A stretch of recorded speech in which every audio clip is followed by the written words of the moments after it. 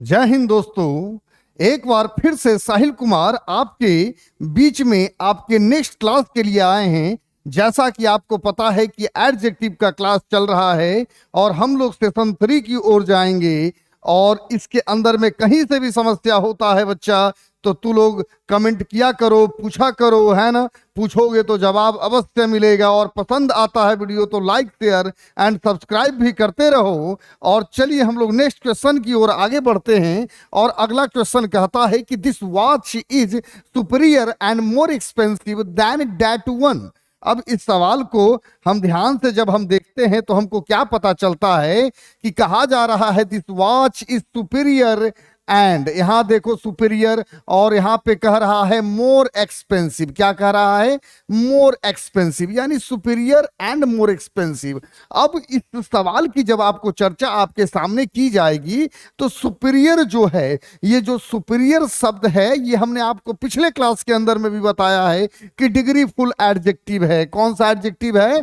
तो डिग्री, नाम याद रख लेना है, डिग्री फुल एडजेक्टिव है। यह अपने आप में कंप्लीट होता है, इसे और भी अधिक कंप्लीट नहीं कर सकते हैं। जैसे कि superior, senior, junior, anterior, inferior, perfect, excellent, dead, ये जितने भी शब्द हैं, और भी अधिक शब्द हैं, ये जितने भी शब्द हमने आपको शब्दों में बोला है, ये शब्द भी डिग्री फुल एडजेक्टिव के अंतर्गत आते हैं रे बाबू। तो आपको याद रखना है, आपको लिख लेना है, दिक्कत हो तो पीछे रिपीट करके सुन लेना है। तो ये जितने भी शब्द हैं डिग्री फुल एडजेक्टिव हैं। इसके साथ में दो नियम हमेशा होते हैं। दो नियम आपको याद अगर हो गए तो आपको दिक्कत नहीं होगा कि डिग्री फुल एडजेक्टिव यदि अगर आ रहा है तो इसके बाद हम कभी भी क्या चीज का यूज नहीं करते हैं। तो देखो, इसके बाद हम दैन का यूज नहीं करेंगे। और इसके पहले हम क्या यूज नहीं करते हैं? तो हम मोर और कहता है कि मोस्ट का यूज नहीं करते हैं। दोनों टाइप का सवाल आपको आएगा और दोनों इंपॉर्टेंट है। तो डिग्री फुल एडजेक्टिव यहां पर कौन है? तो सुपीरियर है। क्या है? सुपीरियर है। तो सुपीरियर के पहले तो चलो ना मोर है और ना मोस्ट है, तो ये अपने स्थान पर बिल्कुल क्या है? सही है। लेकिन जब हम सुपीरियर की चर्चा कर रहे हैं तो बीच में जो शब्द आ रहा है वह शब्द क्या आ रहा है? तो कंजंक्शन आ रहा है। एक वैसा शब्द जो दोनों तरफ के शब्द को इक्विवेलेंट कर दे, यानी कि बराबर रखने वाले शब्द एंड है। तो अब एंड है, तो अब कहा जा रहा है this watch is superior and more expensive. अब ये सुपीरियर है, ये अपने आप में कंप्लीट है, इससे अधिक कंप्लीट नहीं बन सकता है। अर्थात ना मोर का यूज कर सकते हैं ना मोस्ट का यूज कर सकते हैं। तो ये अपने आप में सुपर्ब है। क्या है? सुपर्ब है। अब इससे ज्यादा नहीं हो सकता है।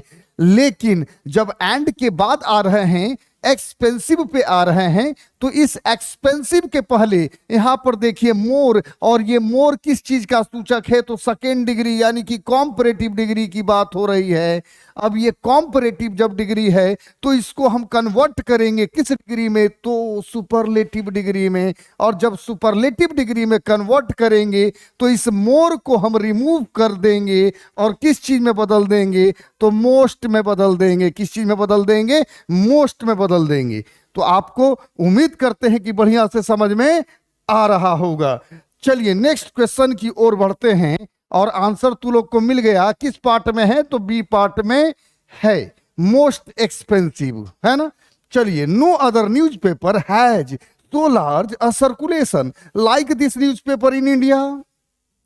अब जब सवाल ये कह रहा है कि भाई no other newspaper has so large a circulation like, अब देखो एक नियम आप और जान लो, बहुत इंपॉर्टेंट है रे बच्चा, बहुत ज्यादा इंपॉर्टेंट है। अब जब हम चर्चा करते हैं एज डॉट डॉट एज आता है, हम चर्चा करते हैं तो so dot dot so dot dot as की चर्चा होती है। अब यहां पे एज के साथ में हम लाइक का यूज नहीं करते हैं, यहां पर लाइक का यूज नहीं करेंगे। सो के साथ में भी हम एज का, सो के साथ में भी हम लाइक का यूज नहीं करेंगे। तो यहां पर शब्द है नो अदर न्यूज़पेपर है सो लार्ज अ सर्कुलेशन। ये देखो निगेटिव कॉन्टेक्स्ट है। तो डॉट डॉट एच का यूज हम निगेटिव कॉन्टेक्स्ट के अंदर में करते हैं, एट डॉट डॉट एच का यूज हम पॉजिटिव कॉन्टेक्स्ट के अंदर में करते हैं, लेकिन सो डॉट डॉट एच के साथ हम लाइक का प्रयोग नहीं करेंगे, बल्कि क्या प्रयोग करेंगे, तो एज का प्रयोग करेंगे। तो आंसर आपके किस पार्ट में, तो आंसर आपके सी पार्ट में। क्लियर है? चलो नेक्स्ट क्वेश्चन पे आते हैं, और है ना,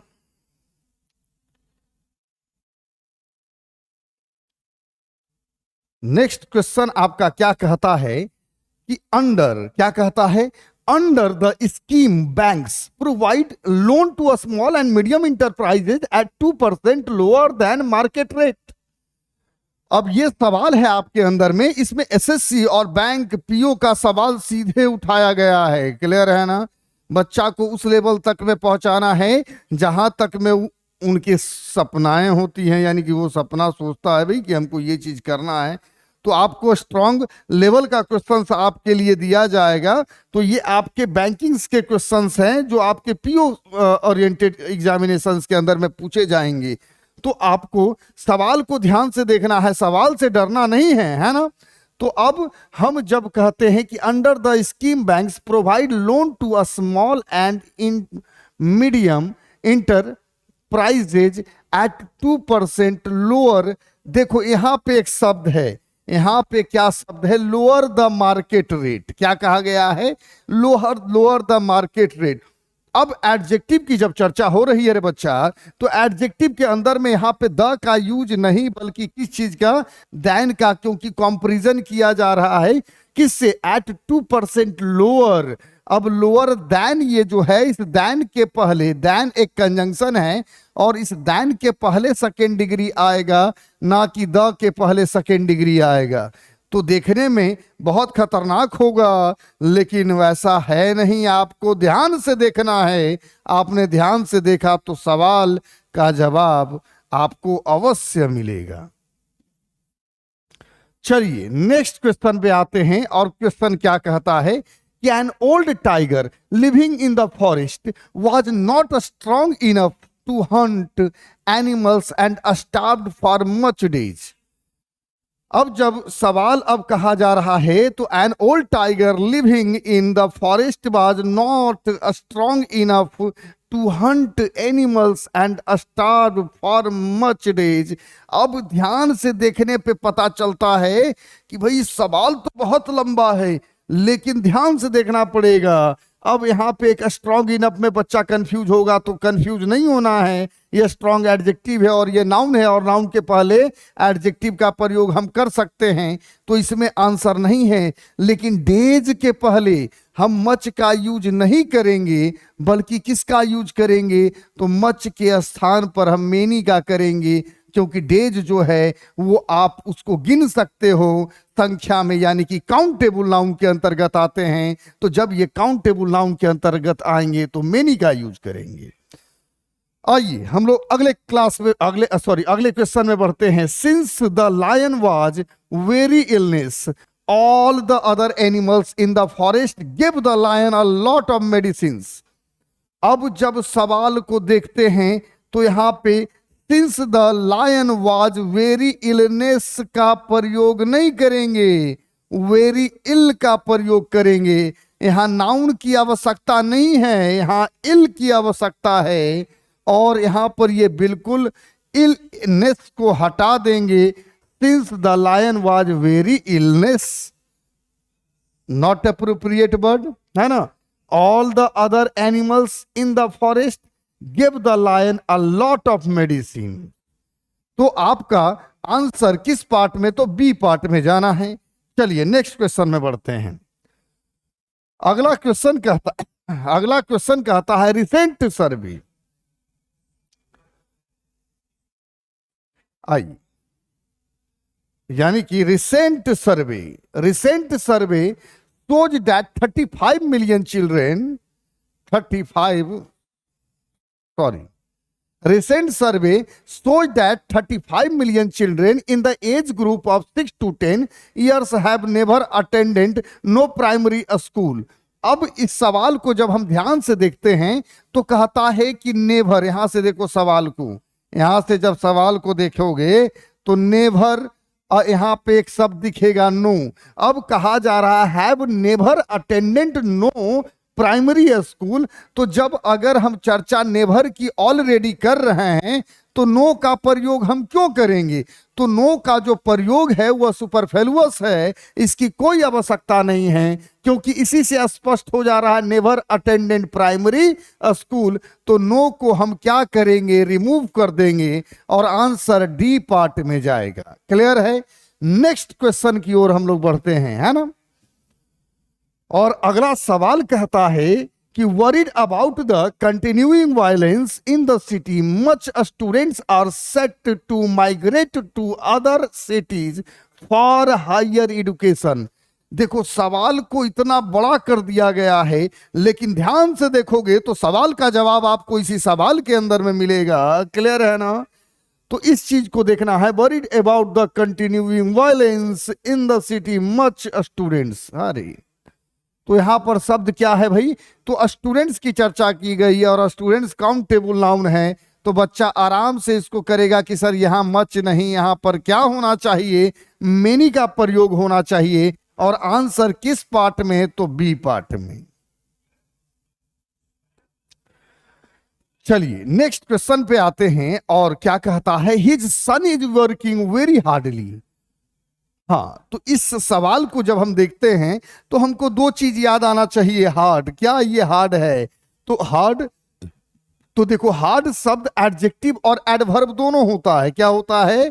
ये एडजेक्टिव और एडवर्ब दोनों के रूप में कार्य करता है। लेकिन वेरी हार्डली, देखो इसका पोजीशन लास्ट में है, तो यहां पर ये हार्ड हार्डली में कन्वर्ट हो गया है और ये एडवर्ब के फॉर्म में कार्य कर रहा है। कौन? हार्डली। अब जब इसको हम देखते हैं तो हार्ड का प्रयोग तो है ही नहीं, यहां पर अब हार्डली का प्रयोग है।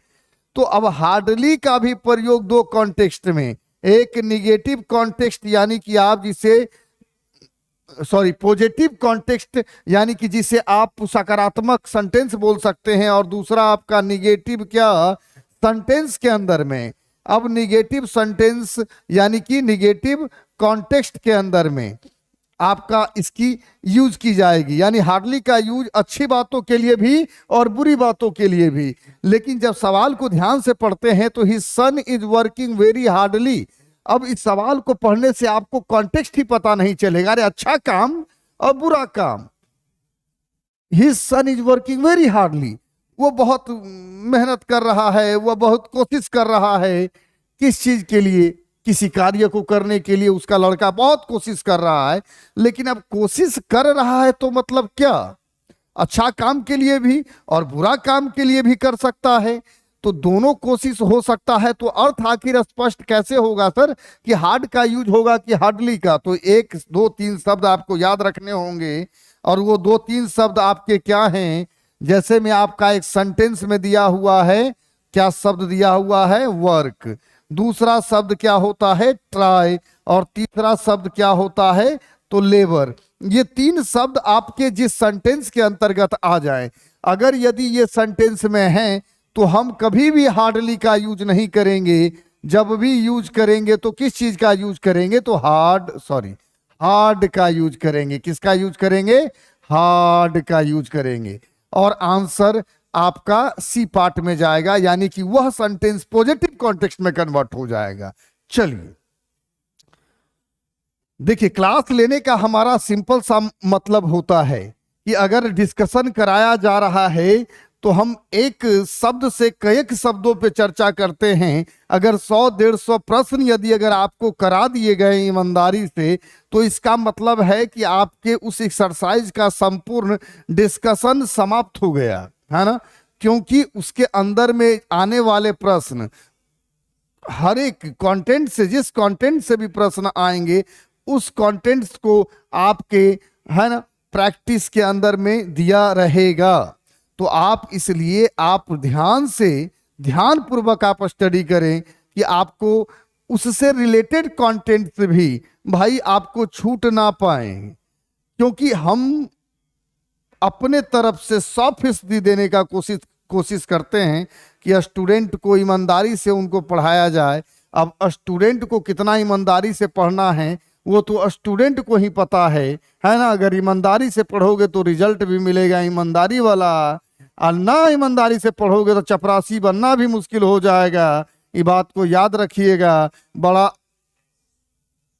मनोबल गिराने की मैं बात नहीं कर रहा हूं, मैं बात कर रहा हूं ईमानदारी से पढ़िए तो कुछ भी संभव है। अदरवाइज छोटा सा छोटा नौकरी भी असंभव है ना। कोई भी नौकरी छोटा और बड़ा नहीं है, लेकिन आपको ईमानदारी से पढ़िए तो आप एक अच्छे लेवल पे जा सकते हैं। चलो आओ नेक्स्ट क्वेश्चन में आते हैं। कहता है to climb a mountain is an extremely difficulty task.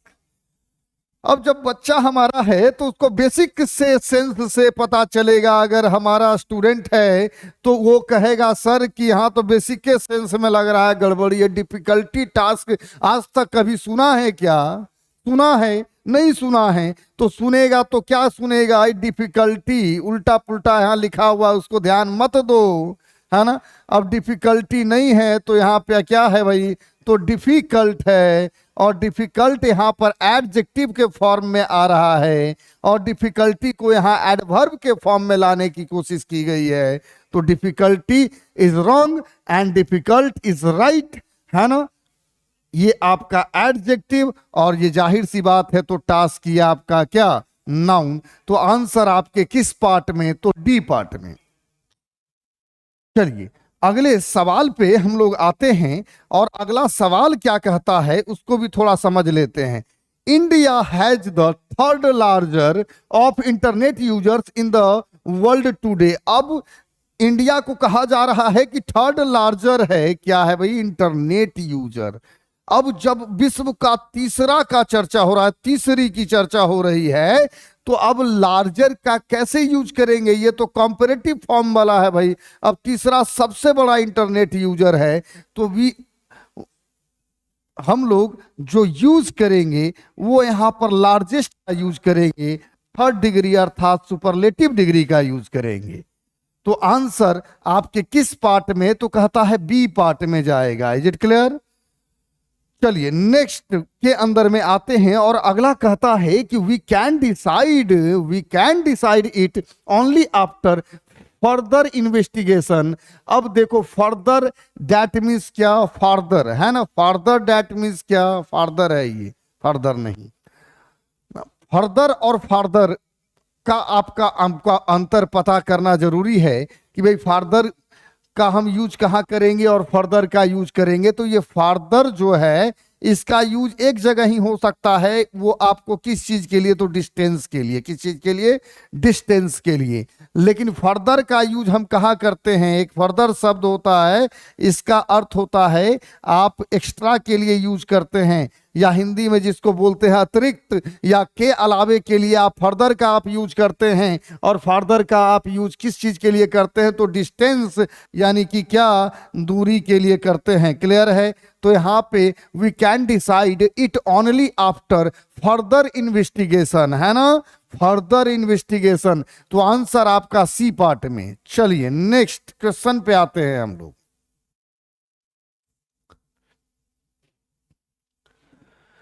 और अगला सवाल कहता है कि the Hindu is most popular than any other newspaper in India.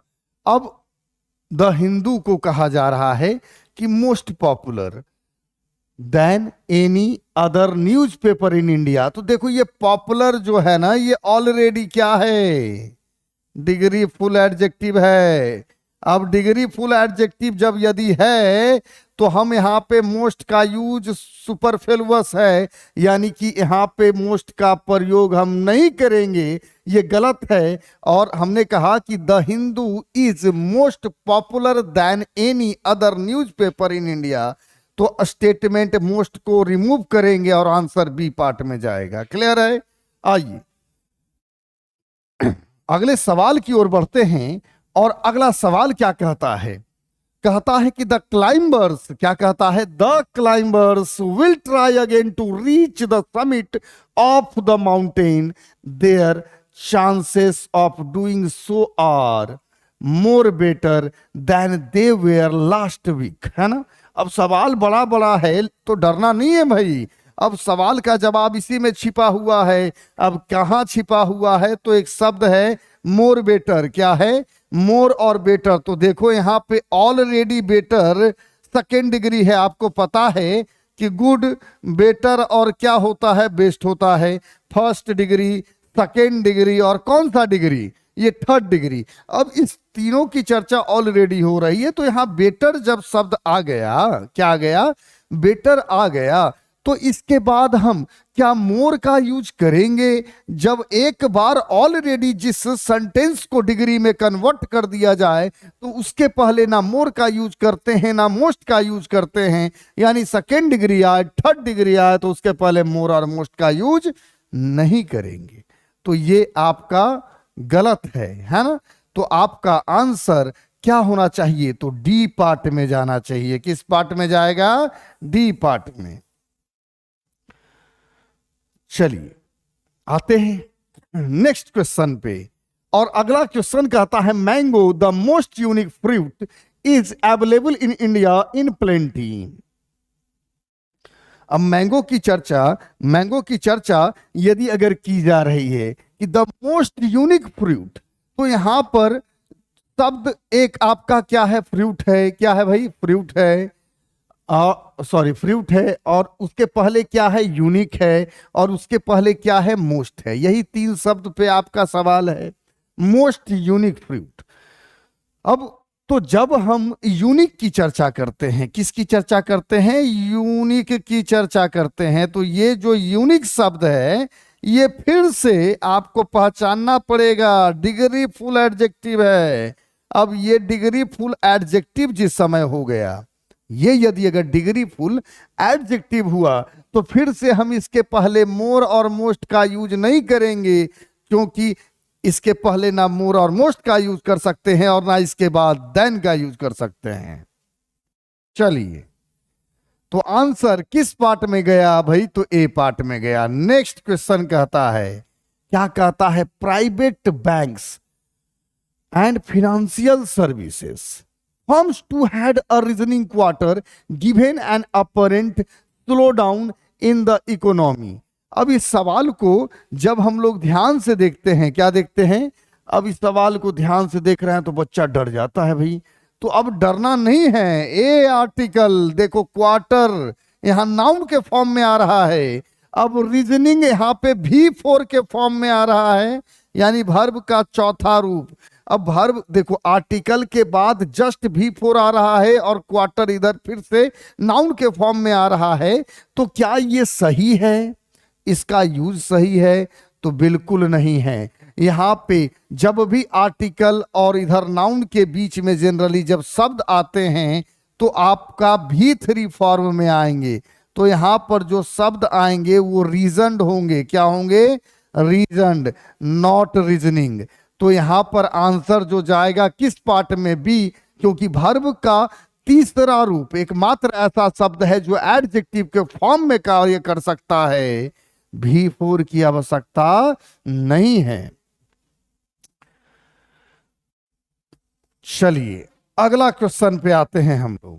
अगला क्वेश्चन क्या कहता है? The Indian stock market is one of the worst performing stock markets in the recent times.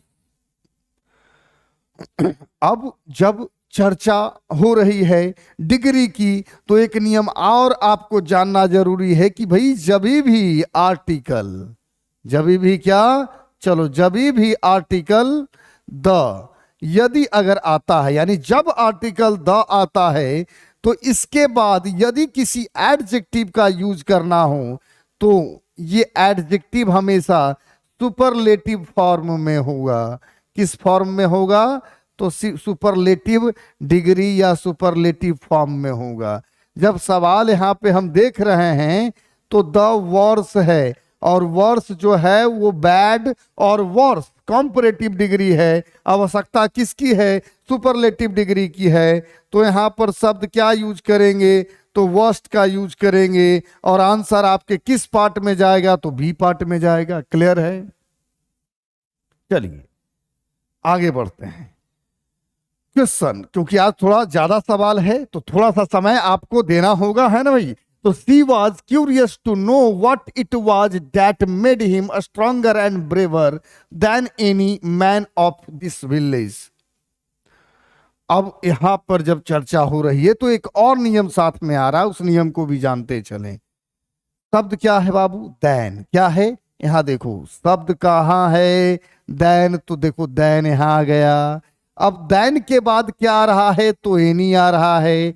तो दैन के बाद जब एनी आए तो आपको याद रखना है कि जब दैन एक कॉम्परेटिव डिग्री वाला शब्द है, जब दैन आएगा तो किसी अन्य व्यक्ति से कंपैरिजन होगा, तो किसी अन्य व्यक्ति, डैट मीन्स क्या? अदर, यानी कि देन एनी अदर, यानी कि चर्चा जब होगी सवाल में, she was curious to know what it was that made him stronger and braver. चलो, देन एनी अदर। अब कहा जा रहा है किसी के विषय में कहा जा रहा है कि स्ट्रॉन्गर है, बहादुर भी है और मजबूत भी है। किससे? तो किसी अन्य से। किससे? किसी अन्य से। तो देन का चर्चा हुआ तो एनी का चर्चा होगा, तो एनी के बाद अदर का भी चर्चा होना अनिवार्य है। तो देन एनी अदर। क्लियर है? तो आंसर यहां पर एनी के बाद अदर को ऐड करें और आंसर आपका डी पार्ट में जाएगा। नेक्स्ट क्वेश्चन कहता है कि नो लेस, कहता है no less than 50 audiences are sitting in the hall and waiting for their beloved artists appearance on the stage. Clear है? जब इस सवाल को हम ध्यान से देखते हैं तो हमें क्या पता चलता है भाई? यही सवाल में एरर है, फर्स्ट पॉइंट में, है ना। यहाँ नो और लेस, देखो दोनों निगेटिव शब्द है। अब नो भी नकारात्मक शब्द, लेस भी नकारात्मक शब्द। जब दो नकारात्मक शब्द एक साथ क्यों आएंगे? ये बेसिक सेंस का सवाल है, चुटकियों में सॉल्व होगा। जब भी यदि अगर आ जाए भाई साहब दो गो निगेटिव, तो एगो निगेटिव को हटा देना है, अर्थात वह स्टेटमेंट जो है वह सुपरफ्लुअस है।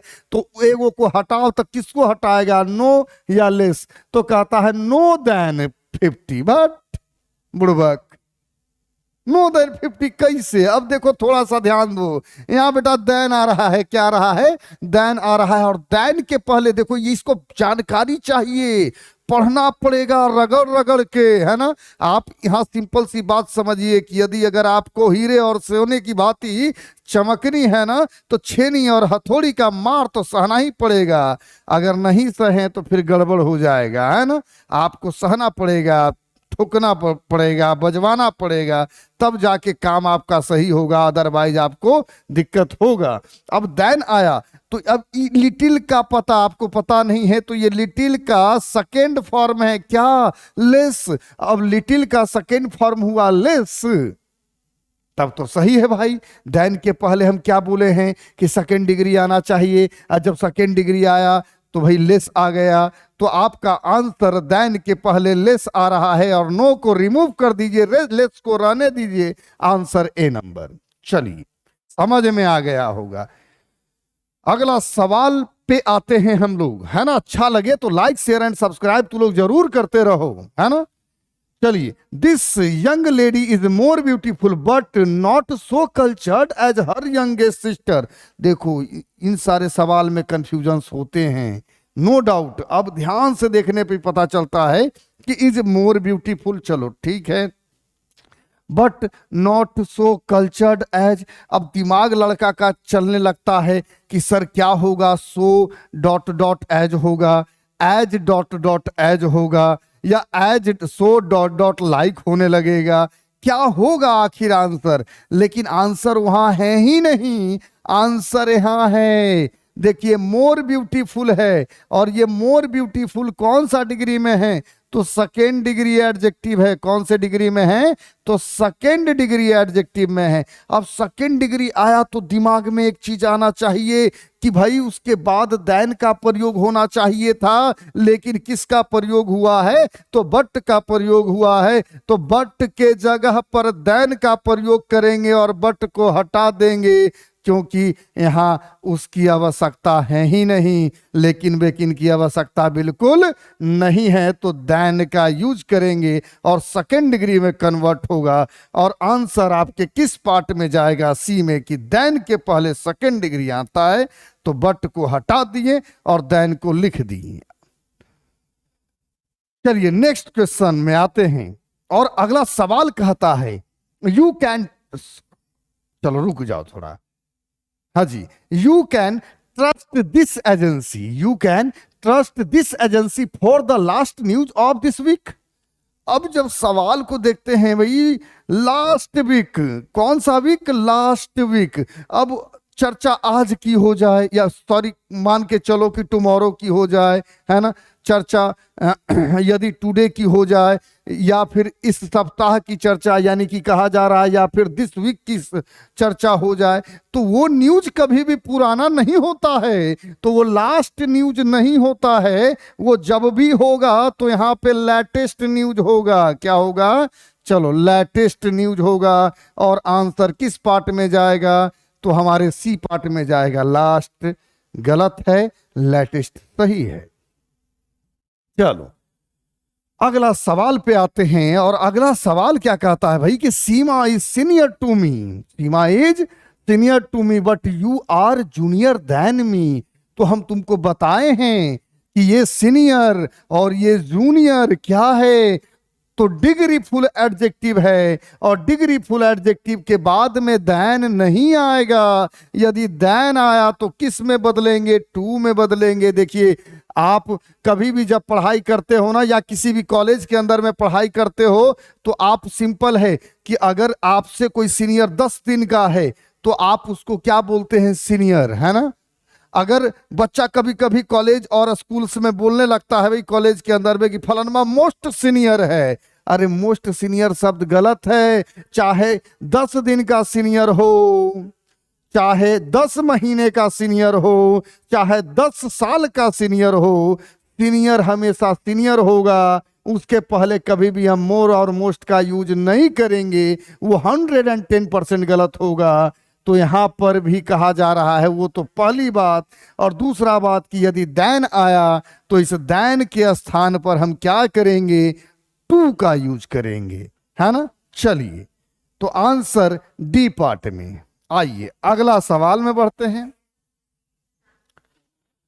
अगला सवाल आपका कहता है कि everybody knows that Ragini is the most unique singer of this college. चलो रिपीट हो गया फिर से, तो सवाल नहीं बल्कि सवाल का स्टाइल चेंज कर दिया, लेकिन यूनिक शब्द आ गया।